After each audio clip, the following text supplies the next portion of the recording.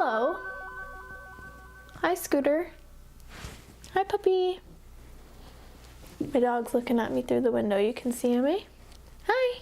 Okay, bye-bye.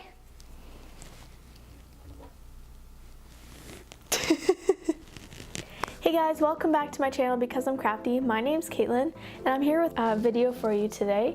I'm going to show you guys how to fix some holes and add patches to fabric that has been ripped. So here I have a pair of my boyfriend's flannel pajama pants and there's a giant rip in the front of the crotch here. It's ripped right off of the seam and kind of gone outwards into the pant leg. I snatch them and I'm gonna fix them for him. So I'm gonna show you guys an easy way to fix this. You can do kind of a two-step method or just omit the one step, but I'll talk about that in a moment.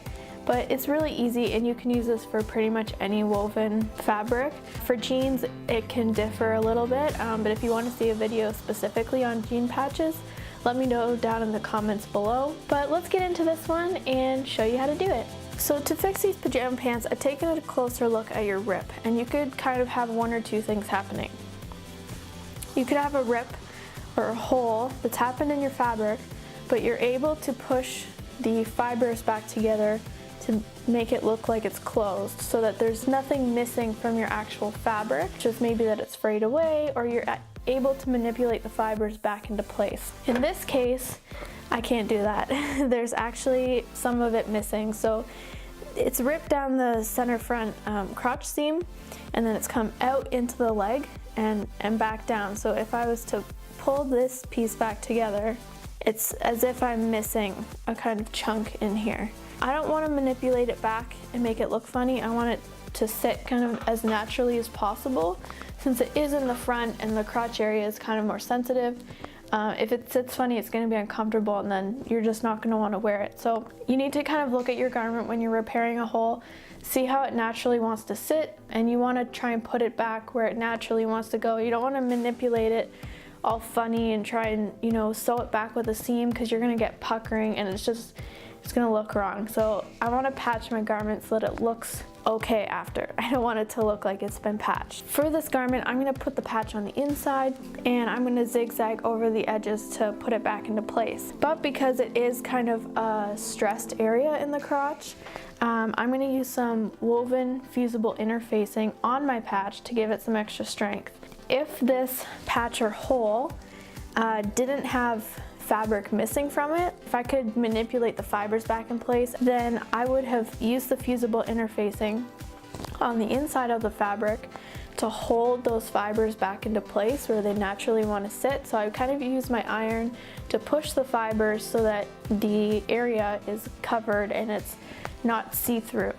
And then I would use a patch on the back and stitch over top, and that would hold it in place. You can use that method if you feel comfortable with how it looks on the front side. If you felt that there were too many loose fibers or it was all kind of hairy looking, then I would suggest putting the patch on the top, especially if you had a really good match for your fabric. So depending on the garment, in this case it's a pair of pajamas, I'm not too worried about how it looks on the outside, although I do want it to look nice.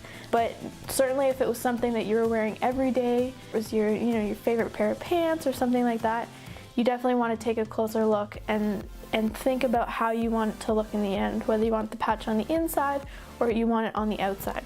So in this case, I'm going to go ahead and take my patch fabric, which is I just have like a navy blue cotton. I'm going to cut a little piece that will be big enough for the size of my hole. And then I'm going to put some fusible interfacing on that as well. So I'm going to go ahead and iron that.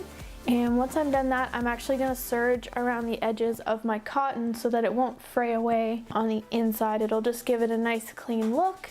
And that way it's not going to come apart on the inside and be uncomfortable. I'm going to go ahead and do that and show you that process. And then we can come back to our machine and start patching this up.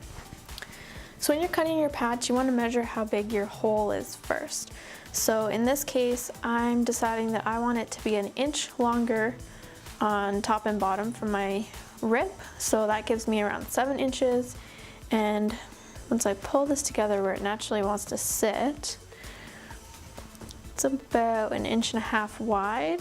So I think I'm gonna go 3 inches wide for my patch in the very middle. I can contour the edges of it after, but first I'm just going to cut a rectangle and then I can kind of shape it so that it's not so big on the inside afterwards.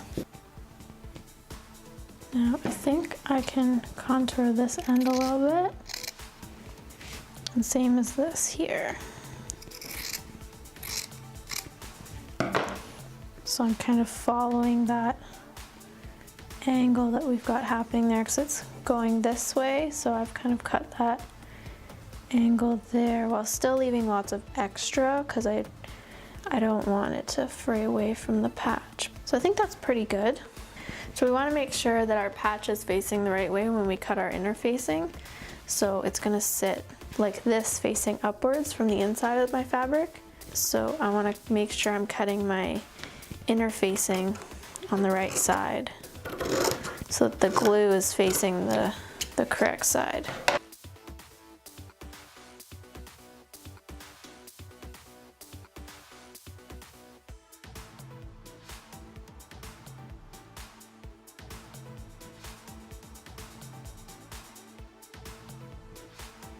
So to pin this patch on and make it easier, I'm going to turn it wrong side out and put a ruler underneath. Keeps it nice and flat, and then I have something kind of hard to put my pins against.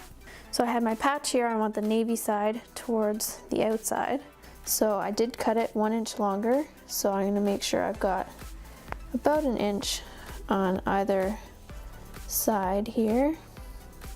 And then I'm going to make sure I've got enough to cover that side of the hole and enough on this side. So once I turn this to the right side, that's when I can ensure that there's no major puckering or anything happening. So now you can see my patch pretty easily here. Now when you are sewing this, we are sewing it from the top side, which means you've got all those pins underneath that we can't really see except for what's poking through. And normally when you're sewing, you don't want to sew over top of your pins. This is kind of one of those situations when it's a bit of an exception and you just want to be careful where your pins are. If you're really uncomfortable or scared of sewing over a pin, then you can do it that way first and then transfer your pins to the outside. I just find it easier because you can see it's nice and flat once it's already attached. If you're working from the top and you're trying to pin the patch on from the bottom, it's moving all over the place, it's so much harder. I'm going to be zigzagging around the very edge of the rip, and then I'm going to go around a second time and zigzag a little bit closer on the fabric that is intact, where it doesn't really have any fraying. So that way I'm holding down all these loose fibers, but then also catching the part of the fabric that still has its full strength. We're going to be careful putting this under the machine because we want to make sure that we don't catch our backside or any part of our leg in with our patch, or else we'll have to do a lot of unpicking, and unpicking zigzag stitches is not that fun. So let's just be a little bit careful here. And just a little tip too, if you have a patch or hole and it's like in the middle of your leg hole, especially like on jeans, if you have a hole in your knee or something like that, and you're finding it really difficult to get it under the machine, one of the only ways that you may be able to get inside is if you rip open your side seam or your inseam so that it's flat, and then you have to re-sew that back after. You can repeat this, you can do more than 2 passes around your patch. Sometimes you can get away with just doing 1, but for me I feel safer doing at least 2.